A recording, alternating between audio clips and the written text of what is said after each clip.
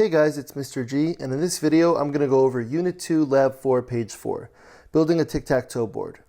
So basically what they want us to do in this lab is use a sprite that they've created and create clones of that sprite in 9 different locations to create a grid. And the cool thing about this sprite is that it already has costumes for X, for O, and for blank. So we're going to use sprites to basically identify the move that the player is making. I've kind of gone through the lab already, and what I've done is I've broken it down into basically a couple of things that I want to do. First, we're going to create a clone at each location in a 3x3 grid in MakeBoard. So that's the block that we're going to put it in. Before we even do that, we have to show the original sprite before we clone it, and after creating all the clones, we want to hide the original sprite. Next, we want to create a block that allows us to detect when it's clicked, when each sprite is clicked or each clone is clicked, and allow this clone to put on the proper costume. So when it's first clicked, it might do X, the next time it's going to go O. And we're going to use X's turn to keep track of whose turn it is. Now, I'm actually going to start at number 0. I want to first draw 9 squares in a 3x3 grid correctly. So what I'm going to do now is turn to another video that I just created so that you guys can see how to draw 9 squares in a 3x3 grid. And then, afterwards, I'll show you guys how that's helpful. So in order to draw a 3x3 grid programmatically, where I'm going to drop a clone at each location, I actually want to figure out how to draw a square at each location so I can drop the clones in the correct spot. I'm going to be using the 2 for blocks, one inside the other, using row and column as the variables right here, to keep track of which row and which column I'm actually drawing. Let's see how we can draw this. The way to draw a square is to move, then turn 90 degrees. So right now when my sprite starts, it's right over here. And then when it finishes, it is right over here. And what I want to do is then turn 90 degrees so that it is facing down. So I'm going to move 50 steps and then turn 90 degrees to the right. And then I'm going to move 50 steps and then turn 90 degrees to the right. So my sprite should be facing this way. So I'm going to do this 1, 2, 3, 4 times. Okay, so I'm going to repeat 4 times.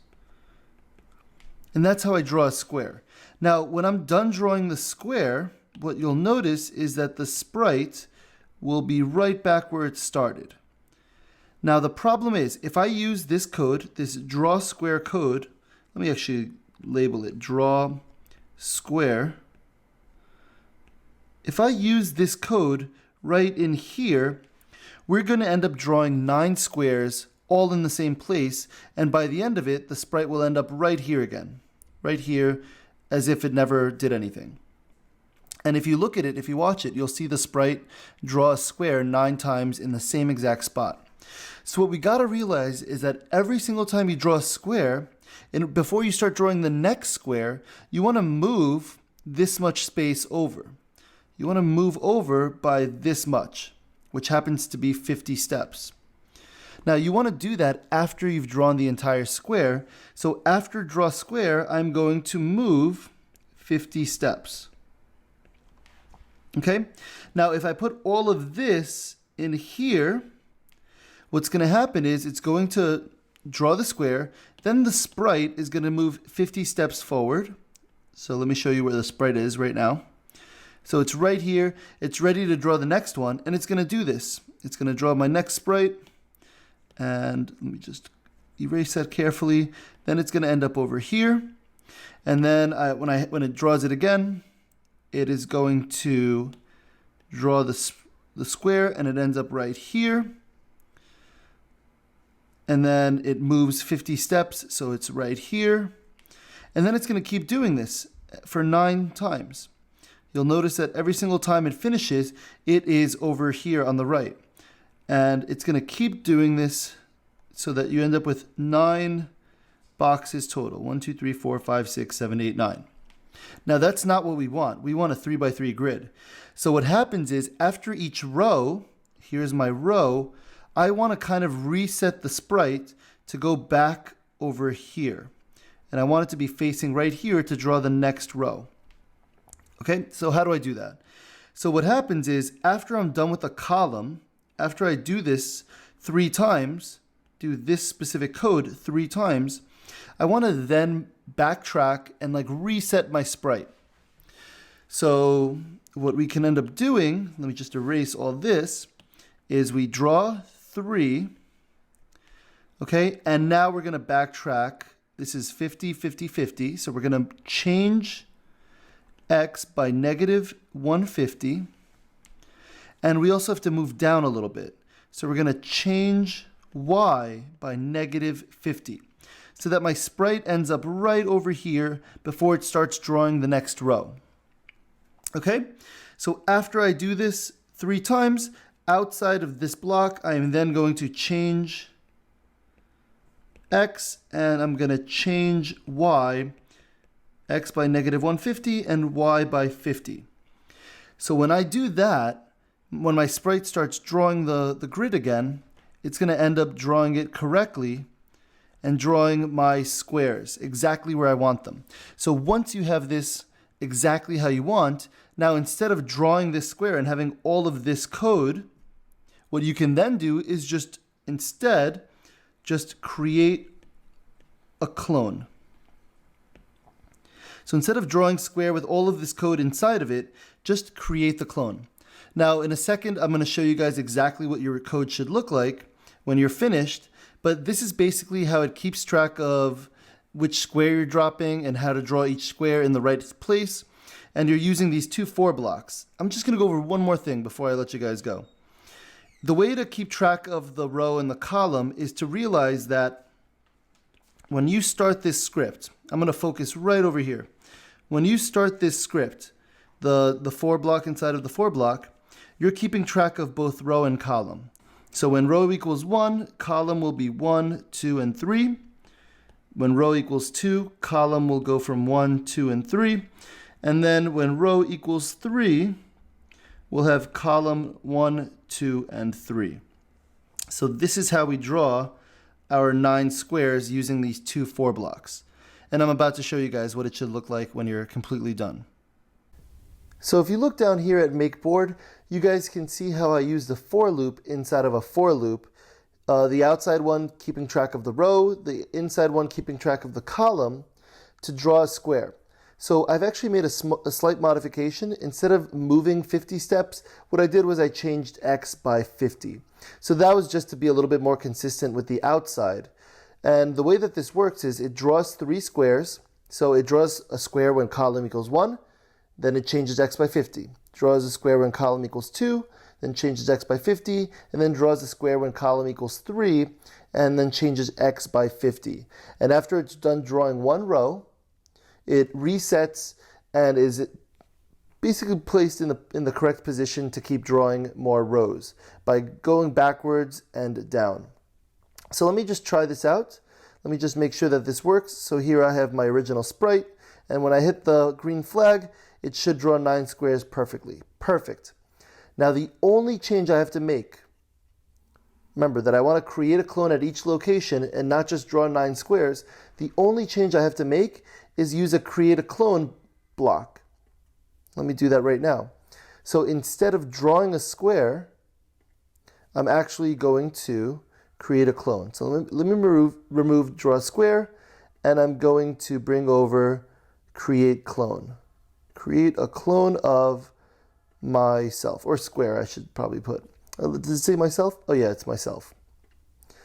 Okay, so I'm going to create a clone of myself, and that should do it. So instead of drawing a square, it just creates a clone, and it should drop it off in the exact positions that each square was drawn. So let me apply, let me hit OK. Let me clear the board. Actually, I'll drag this over, and let's see if it runs. So when I hit the green flag, it should draw a 3x3 grid, 9 clones. Perfect. Now here I'm dragging around, this is my original block. I want to make sure that after it draws the grid, that it hides. So I'm actually going to bring the hide right underneath make board. So once it makes the board, it hides. And I also have to make sure that if I'm actually running this for the first time, I show the original sprite, and then I make the board. Because if I don't show it and I run this a couple times, it's going to be hidden and I'll never see the sprites because all the clones will be invisible. Okay, so let me just run this one more time from right here. Perfect. And now we have our 3x3 grid. I keep saying 9x9, but I mean 3x3. Okay, now if I click on them, they're not changing to X's and O's. So let's see what else we have to do. We have to use a when I'm clicked block to make sure that each clone can put on the proper costume when it's clicked. Okay, and we're going to use X's turn to keep track of whose turn it is. So let me bring this down. Now I'm going to bring over a when I'm clicked block. When I'm clicked, and it's going to change the costume. So let me bring this over here. And when I click it, it should change costume. But the problem is it allows me to keep changing the costume, and that's not what I want. So what I should make sure, oh wow, I just thought of this. If I was to click on one of them, actually if I was to click on the original and create all the clones, it would basically draw like a whole bunch of X's or a whole bunch of O's. So I should make sure that the costume that's set is the empty one. So that's what I'm going to do. I'm going to bring over a switch to costume to empty, and then I'm going to make the board. Okay? And actually, maybe I want to do that before I show it. Now, let me see if this works. There we go. So now I actually kind of like lost the original, but let me just bring it to the middle. Let me show it. There it is. And now I want to draw my board perfectly. Good. So I just wanted to do that. This is kind of like future-proofing it. It's going to prevent a bug in the future where if the original is set to X and then I draw a board, it's going to be X, X, X, X, X, X, X, X. And I don't want that. Okay. Now when it's clicked, it goes to the next costume, and I don't want to be able to keep changing the costume. I basically want to make sure that the costume that it's changed from is always empty. So let's think about it like this. If the costume is empty, that means that no one has made a move on that block, right? If the costume is X or if it's O, then that means someone's already made their move and I shouldn't be able to change it. So what I'm going to do is I am going to check to see what the costume of each sprite is. So if, and that's only one if the costume equals empty. So let's see which blocks I can use. So I can maybe use costume number. Let's see what else we have. Sensing, I think I could use. So if, let's see, costume number. Okay. Actually, I like the sensing block because maybe I could use costume name. So if the costume name of, let's say, square is, actually, no, I don't want to use square because that's always going to be the original. So I have to be very careful here.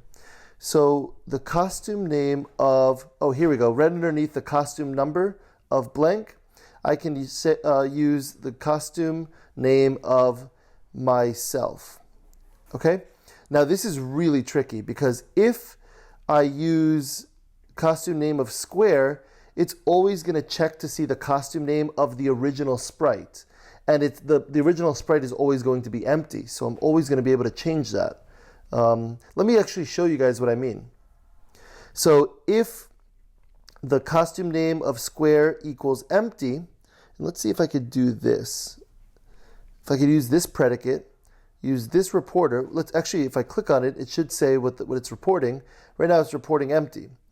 So when I click on that, when I type that in, it should switch over to next costume. So every time I click it, it's still changing the costumes. But I don't want that because right now it's basically checking to see the value of the original sprite. And that's not what we want. We want it to check the value of itself. So let me bring self over to here. And if the costume of myself is empty, then I can switch the costume.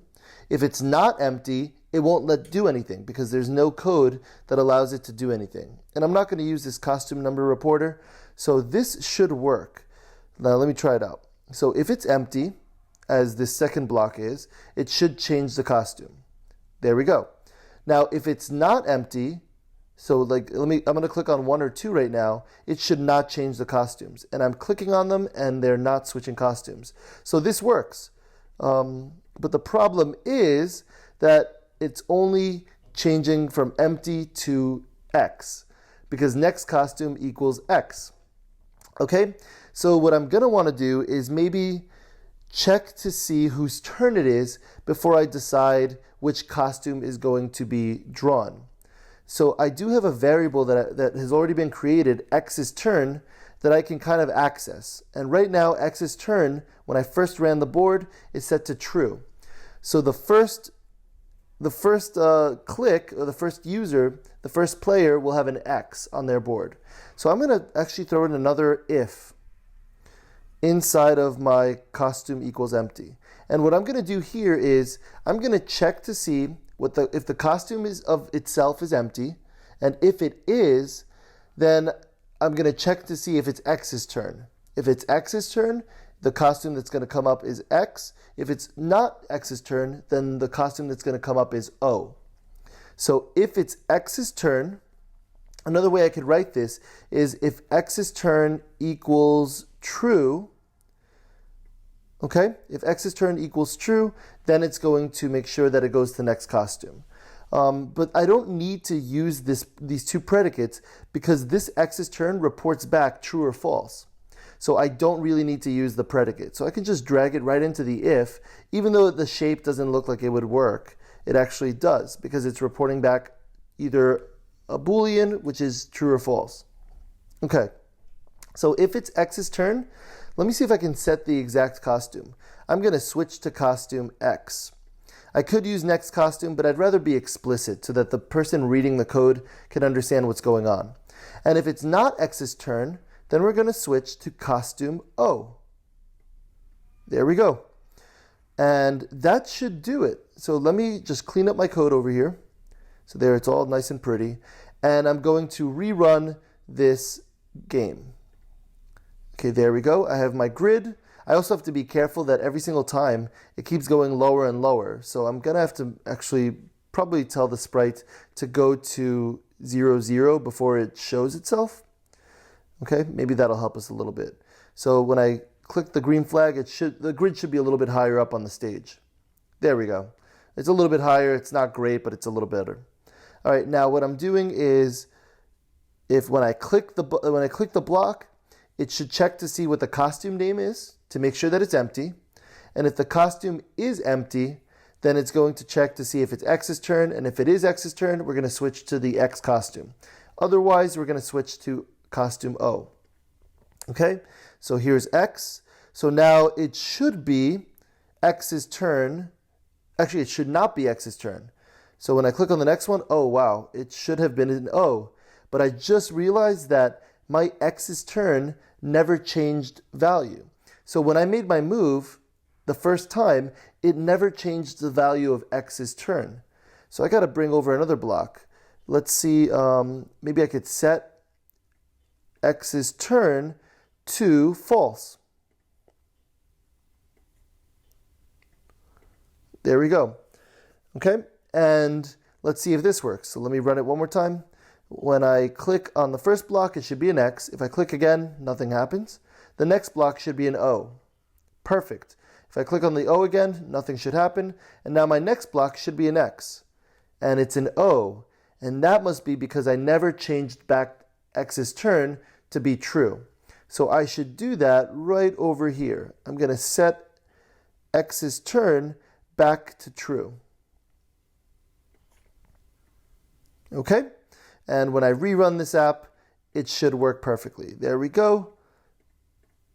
Perfect. Now you'll notice that actually we had a winner before we even ended the game, but we're going to figure that out in another lab a little bit later on. So I just wanted to show you guys how to go about creating your board, and the reason that I asked you guys to draw a square first instead of just jumping right into creating clones.